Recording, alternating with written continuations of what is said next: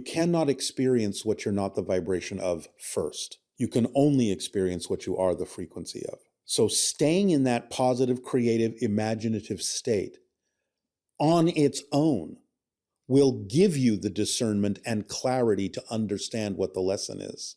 It's only when you go into the negative state that it becomes cloudy and fuzzy and unclear, because people don't understand the power they have to define the experience in the way that they actually prefer to experience it. They don't understand that their definitions that they buy into are what set up the way you experience that thing, because they think all this is happening outside of them instead of happening from within. Powerful. So by understanding you're the one that's giving this definition to this thing, and that's why you're experiencing it that way, because you have to get out of the old-fashioned training that things are happening to you from outside. They're happening through you from inside. And you actually have the power to determine how you're experiencing something. And you have to know that the universe isn't going to contradict you because it doesn't have a mind of its own.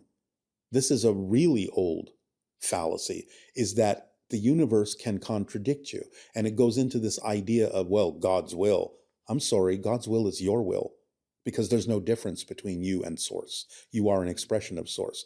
So the whole idea of having free will is that you get to say how you experience this, and the universe is unconditionally supportive, unconditionally.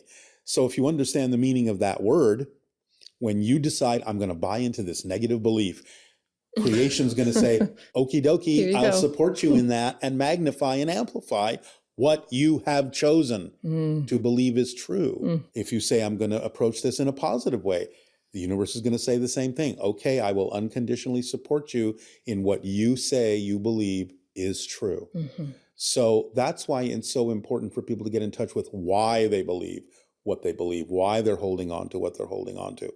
Because the universe has nothing to do with it except reflect to you what you have said is true for you, because it's unconditionally supportive.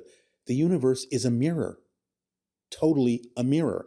If you're looking in a glass mirror and you see your face frowning, that tells you have a frown on your face. It can't show you a smile until you smile. The universe is the same way. If you see things that aren't working for you, look in the mirror and understand that's what you're putting out, whether you know it or not. So that's why it's so important to investigate yourself, get in touch with what you're doing, what you're really putting out there, because we can fool ourselves and we can pretend that our anxiety is excitement when it's not. And we're really giving over to our negative and fear-based beliefs. And the universe is saying, okay, well, I'm reflecting that to you as a guideline so you can understand this is what you're doing. And if you want to see it change, if you want to see the frown in the mirror change, you have to smile first, because the mirror can't before you do.